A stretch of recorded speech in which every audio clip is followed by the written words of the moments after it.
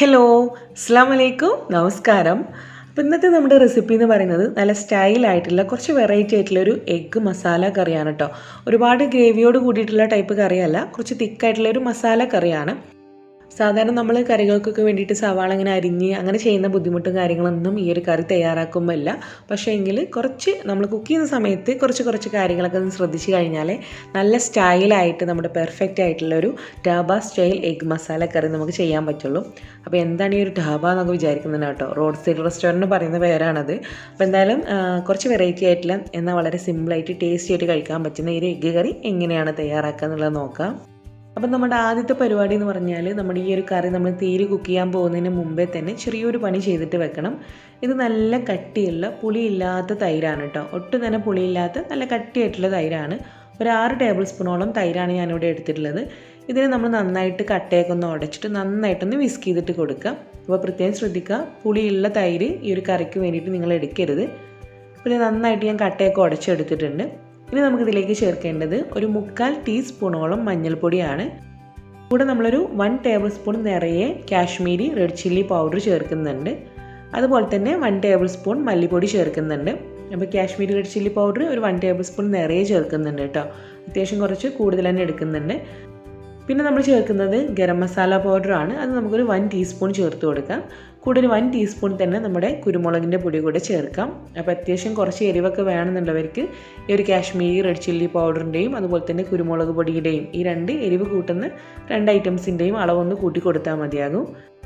ഇതെല്ലാം കൊണ്ട് നന്നായിട്ട് ഒരു തൈരിൽ മിക്സ് ചെയ്തിട്ട് എടുക്കുകയാണ്. അപ്പോൾ ഈ ഒരു പണി മാത്രം നമ്മൾ കറി തീയിൽ ചെയ്യാൻ പോകുന്നതിന് മുന്നേ തന്നെ ചെയ്ത് വെക്കേണ്ട കാര്യമാണ്.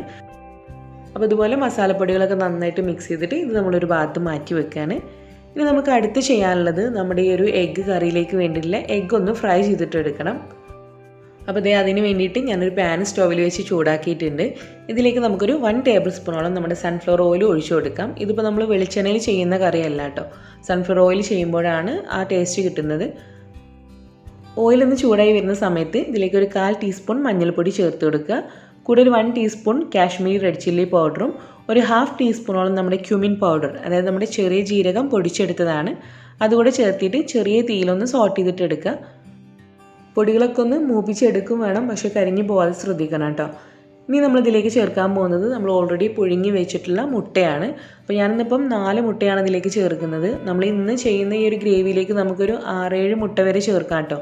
അപ്പോൾ ഇന്നിപ്പോൾ നമ്മൾ ഇവിടെ 4 പേരേ ഉള്ളൂ, അതുകൊണ്ട് ഞാൻ 4 മുട്ടയെ ചേർക്കുന്നുള്ളൂ. അപ്പോൾ ഈ 4 മുട്ടയും നമ്മൾ ഒരു 2-3 മിനിറ്റ് എടുത്തിട്ട് നന്നായിട്ടൊന്ന് ഫ്രൈ ചെയ്തിട്ട് എടുക്കണം.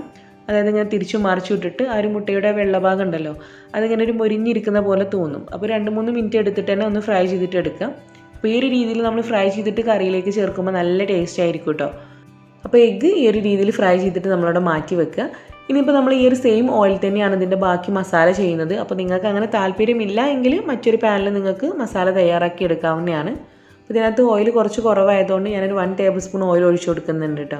ഇനി ഇതിലേക്ക് ഒരു 1/4 ടീസ്പൂണോളം നമ്മുടെ ചെറിയ ജീരകം ഡയറക്റ്റ് അങ്ങനെ ഇട്ട് കൊടുക്കുക. നേരത്തെ നമ്മൾ പൗഡർ ചേർത്തിട്ടുണ്ടായിരുന്നു ഒരു 1/2 ടീസ്പൂണോളം. അപ്പോൾ അതിൻ്റെ ഒരു ഫ്ലേവറും കാര്യങ്ങളൊക്കെ ഈ ഒരു ഓയിലിനകത്ത് ഉണ്ടാവും കേട്ടോ. അപ്പോൾ ആ ചെറിയ ജീരകം കൂടെ ചേർത്തിട്ട് ജസ്റ്റ് ഒരു മിനിറ്റ് ഒന്ന് സോട്ട് ചെയ്തിട്ട് എടുക്കുക. ഇനി ഇതിലേക്ക് ചേർക്കുന്നത് തീ വളരെ കുറച്ച് വെച്ചിട്ട് വേണം കേട്ടോ ഇനിയുള്ള കാര്യങ്ങളൊക്കെ ഇങ്ങനെ ചേർത്ത് കൊടുക്കാൻ. ഇനി നമുക്ക് 2 പച്ചമുളക് ചെറുതായിട്ടൊന്ന് കട്ട് ചെയ്ത് കൂടെ ചേർത്തിട്ട് സോട്ട് ചെയ്തിട്ട് എടുക്കാം. അപ്പോൾ ഈ ഒരു പൊടികളൊക്കെ ഓയിലിൽ ഉള്ളതുകൊണ്ടാണ് ഞാൻ തീ കുറച്ചിട്ട് ചെയ്യണമെന്ന് പറയുന്നത് കേട്ടോ, അതില്ലെങ്കിൽ പൊടികളൊക്കെ പെട്ടെന്ന് നിങ്ങൾക്ക് കരിഞ്ഞു പോകും. ഇനി നമുക്കിതിലേക്ക് ചേർക്കേണ്ടത് 3 മീഡിയം സൈസായിട്ടുള്ള സവാള ചോപ്പ് ചെയ്തെടുത്താണ്. അപ്പോൾ നമ്മൾ സാധാരണ കറികളിലൊക്കെ ചേർക്കുന്ന പോലെ ചെറുതായിട്ട് ഇങ്ങനെ അരിഞ്ഞെടുക്കേണ്ടയും അതല്ലെങ്കിൽ നീളത്തിൽ കനം കുറഞ്ഞ് അരിഞ്ഞെടുക്കേണ്ട ആവശ്യമൊന്നുമില്ല. നിങ്ങളുടെ കയ്യിൽ ചോപ്പർ ഉണ്ടെങ്കിൽ ജസ്റ്റ് അതിലിട്ടൊന്ന് ചോപ്പ് ചെയ്തിട്ട് എടുക്കുക, വളരെ ഫൈനായിട്ട്. അതല്ലെങ്കിൽ നമ്മുടെ മിക്സി ഇപ്പോൾ എല്ലാവരുടെ കയ്യിലുള്ളതാണല്ലോ, അതിൻ്റെ കുഞ്ഞു ജാറിനകത്ത് ചേർത്തിട്ട് ചെറുതായിട്ടൊന്ന് ക്രഷ് ചെയ്തിട്ട് എടുക്കുക. വളരെ ചെറിയതായിട്ട് കിട്ടുന്ന രീതിയിൽ ക്രഷ് ചെയ്തിട്ട് എടുക്കുക, പേസ്റ്റാക്കി എടുക്കണ്ട കേട്ടോ. അപ്പോൾ നമ്മുടെ സവാള കൂടെ ചേർത്തിട്ട് നമ്മൾ 2-3 മിനിറ്റ് നന്നായിട്ട് വഴറ്റി കൊടുക്കണം. അപ്പോൾ ഇതിനകത്തിപ്പം ഓയിൽ കുറച്ച് കുറവ് പോലെ തോന്നുന്നുണ്ട്. അപ്പോൾ അതുകൊണ്ട് ഞാനൊരു 1 ടേബിൾ സ്പൂൺ കൂടെ നമ്മുടെ ഓയിൽ ഒഴിച്ചു കൊടുക്കുന്നുണ്ട് കേട്ടോ. അപ്പോൾ നിങ്ങൾക്ക് നേരത്തെ നമ്മൾ മസാല തയ്യാറാക്കി തുടങ്ങുന്ന സമയത്ത് തന്നെ ഒരു 2-2.5 ടേബിൾ സ്പൂണോളം ഓയിൽ വേണമെങ്കിൽ ആ സമയത്ത് തന്നെ ഒഴിച്ചു കൊടുത്താൽ മതിയാകും. അപ്പോൾ വീണ്ടും നമ്മൾ സവാള നന്നായിട്ടൊന്ന് കുഴഞ്ഞ് കിട്ടുന്നവരെ ഒന്ന് വഴറ്റിയിട്ട് എടുക്കുകയാണ്. അപ്പോൾ സവാള കൂടെ ചേർത്തിട്ട് 2-3 മിനിറ്റ് നമ്മൾ നന്നായിട്ട് വഴറ്റിയെടുത്തതിന് ശേഷം ഇനി നമുക്കിതിലേക്ക് ചേർക്കേണ്ടത് ഇഞ്ചിയും വെളുത്തുള്ളിയും കൂടെയാണ് കേട്ടോ. അപ്പോൾ രണ്ടും കൂടെ നമ്മൾ ഒന്നെങ്കിൽ നന്നാക്കി പേസ്റ്റ് ആക്കിയിട്ട് എടുക്കാം, അതല്ലെങ്കിൽ നല്ല പോലെ ചതച്ചെടുക്കാം. ഇന്നിപ്പോൾ ഞാൻ നന്നായിട്ട് ചതച്ചെടുത്തിട്ടാണ് കേട്ടോ ചേർക്കുന്നത്. അപ്പോൾ രണ്ടും കൂടെ നമുക്കൊരു 1.25 ടേബിൾ സ്പൂണോളം വേണ്ടി വരും. അതും കൂടെ ചേർത്തിട്ട് അതിൻ്റെ പച്ചമണം മാറി കിട്ടുന്നവരെ നല്ല പോലെ തന്നെ വഴറ്റിയിട്ട് എടുക്കാം. ഇതിപ്പോൾ നമ്മുടെ നാട്ടിലെ ഇഞ്ചിയും വെളുത്തുള്ളിയൊക്കെ ആണെങ്കിലുണ്ടല്ലോ ഇത്രയ്ക്ക് എടുക്കേണ്ട ആവശ്യം വരില്ല കേട്ടോ. കാരണം അതിന് നല്ല ഫ്ലേവർ അല്ലേ. ഇവിടെ കിട്ടുന്നതിന് നമ്മൾ കുറച്ച് അധികം ചേർത്തിയാലേ നല്ല ഫ്ലേവറൊക്കെ കിട്ടാറുള്ളൂ. അപ്പോൾ ഇഞ്ചി വെളുത്തുള്ളി കൂടെ ചേർത്തിട്ട് നന്നായിട്ടൊന്ന് വഴറ്റിയിട്ട് എടുക്കുക. ഇതിലേക്ക് ഇപ്പോൾ നമുക്ക് ഈ ഒരു സമയം കുറച്ച് ഉപ്പ് കൂടെ ചേർക്കാം. ഒരു 1/4 ടീസ്പൂൺ ഉപ്പ് കൂടെ ചേർത്തിട്ട് വീണ്ടും നന്നായിട്ട് തന്നെ വഴറ്റിയിട്ട് എടുക്കാം. അപ്പോൾ ഈ ഒരു വഴറ്റുന്ന പ്രോസസ്സ് ഉണ്ടല്ലോ അത് നിങ്ങൾ കുറയ്ക്കരുത്. കാരണം നമ്മുടെ ഈ ഒരു മസാല നമ്മൾ റോസ്റ്റ് ചെയ്തെടുക്കുന്നിടത്താണ് ഈ ഒരു കറിയുടെ ടേസ്റ്റ് കിട്ടും.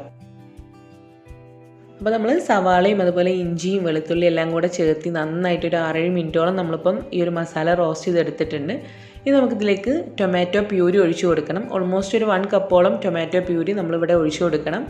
അപ്പോൾ ഇതിപ്പം 2 മീഡിയം സൈസ് ആയിട്ടുള്ള നല്ല കളറുള്ള തക്കാളി, അധികം പുളിയൊന്നും ഇല്ലാതെ നല്ല കളറായിട്ടുള്ള തക്കാളി എടുത്തിട്ട് ഒട്ടും തന്നെ വെള്ളം ചേർക്കാതെ അടിച്ചെടുത്തതാണ്. അപ്പോൾ നിങ്ങൾ തക്കാളി എടുക്കുന്ന സമയത്ത് അധികം പുളി ഇല്ലാത്ത തക്കാളി തിരഞ്ഞിട്ട് എടുക്കുക കേട്ടോ. മാത്രമല്ല നല്ല കളറുള്ള തക്കാളിയൊക്കെ ആണെങ്കിൽ നമ്മുടെ കറിക്ക് നല്ല കളർ ഉണ്ടാവും കേട്ടോ. അപ്പോൾ ഈ ഒരു തക്കാളി കൂടെ ചേർത്തതിന് ശേഷം ജസ്റ്റ് ഒന്ന് വഴറ്റി കൊടുക്കുക. എന്നിട്ട് അടച്ച് വെച്ചിട്ട് ഒരു 2-3 മിനിറ്റ് ഒന്ന് കുക്ക് ചെയ്യുക. ഒരു 2 മിനിറ്റ് ഒന്ന് കഴിയുമ്പോൾ നമുക്കിതൊന്ന് തുറന്നിട്ട് മിക്സ് ചെയ്തിട്ട് കൊടുക്കണം കേട്ടോ. അങ്ങനെ വെച്ചിട്ട് അങ്ങനെ പോവരുത്. കാരണം നമ്മുടെ തക്കാളിയിൽ നിന്ന് വെള്ളമൊക്കെ ഇറങ്ങി വരുമെങ്കിലും നമ്മളിങ്ങനെ അടച്ച് വെച്ചിട്ട് പിന്നെ അതിങ്ങനെ പോയി കഴിഞ്ഞാൽ ചിലപ്പോൾ അടി പിടിക്കാനൊക്കെ ചാൻസ് ഉണ്ട്. അപ്പോൾ ജസ്റ്റ് 2-3 മിനിറ്റ് കഴിയുമ്പം ജസ്റ്റ് ഒന്ന് തുറന്ന് കൊടുത്തിട്ട് നന്നായിട്ട് മിക്സ് ചെയ്യുക. വീണ്ടും നമ്മളിതിനെ അടച്ച് വെച്ചിട്ട് വീണ്ടും നമ്മൾ 2-3 മിനിറ്റ് തന്നെ കുക്ക് ചെയ്യാണ്. അപ്പോൾ നമ്മൾ ടോട്ടൽ നമ്മുടെ ടൊമാറ്റോ പ്യൂരി ചേർത്തിട്ട് ഒരു 6 മിനിറ്റോളം കുക്ക് ചെയ്തിട്ടുണ്ട്.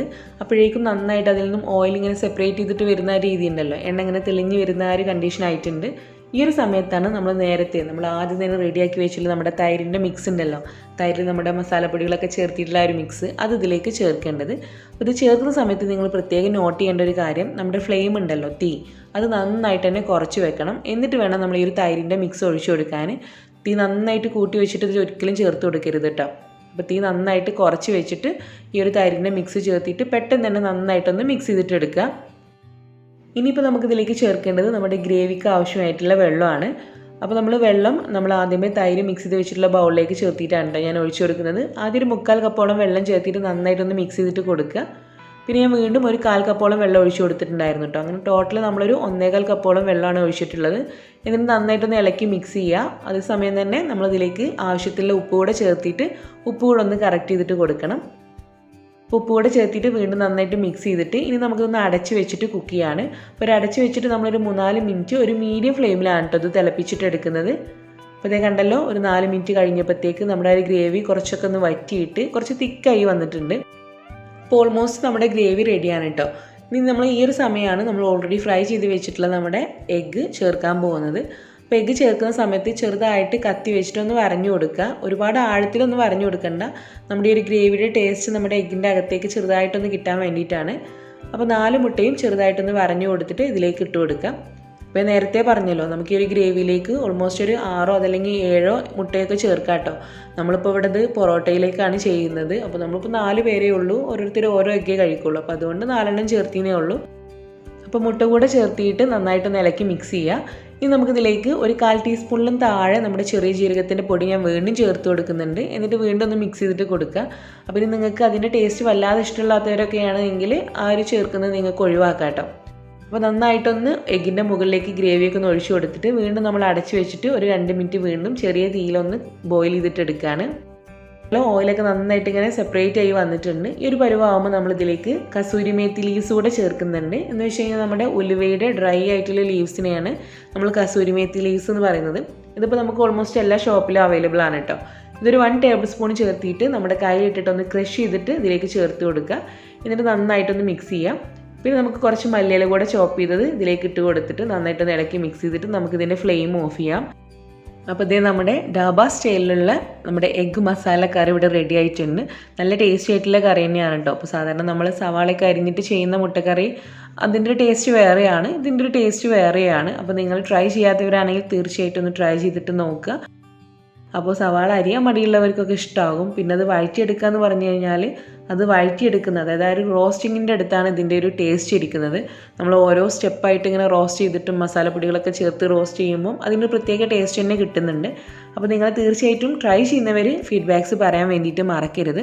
മാത്രമല്ല നമ്മുടെ ഈ ഒരു ചാനൽ നിങ്ങൾ ആദ്യമായിട്ട് കാണുന്നവരാണെങ്കിൽ ഒന്ന് സബ്സ്ക്രൈബ് ചെയ്തിട്ട് സപ്പോർട്ട് ചെയ്യുക. കൂടെ അതിൻ്റെ റൈറ്റ് സൈഡിൽ ഒരു കുഞ്ഞു ബെല്ലൈക്കണും കൂടെ അല്ലേ, അതുകൂടെ ഒന്ന് പ്രസ് ചെയ്തിട്ട് അതിൽ നിന്ന് ഓൾ എന്നുള്ള ഓപ്ഷൻ സെലക്ട് ചെയ്തിട്ട് വെക്കണം കേട്ടോ. എങ്കിൽ മാത്രമേ ഇനി അങ്ങോട്ടുള്ള നോട്ടിഫിക്കേഷനൊക്കെ നിങ്ങൾക്ക് കിട്ടുള്ളൂ. അപ്പോൾ ഈ ഒരു വീഡിയോ നിങ്ങൾക്ക് ഇഷ്ടമായാൽ ലൈക്ക് ചെയ്യുക, ഫ്രണ്ട്സിലേക്കൊക്കെ ഒന്ന് ഷെയർ ചെയ്തിട്ട് കൊടുക്കുക. അപ്പോൾ നമുക്ക് നെക്സ്റ്റ് വീഡിയോ ആയിട്ട് കാണാം. Thank you. അസ്സലാമു അലൈക്കും.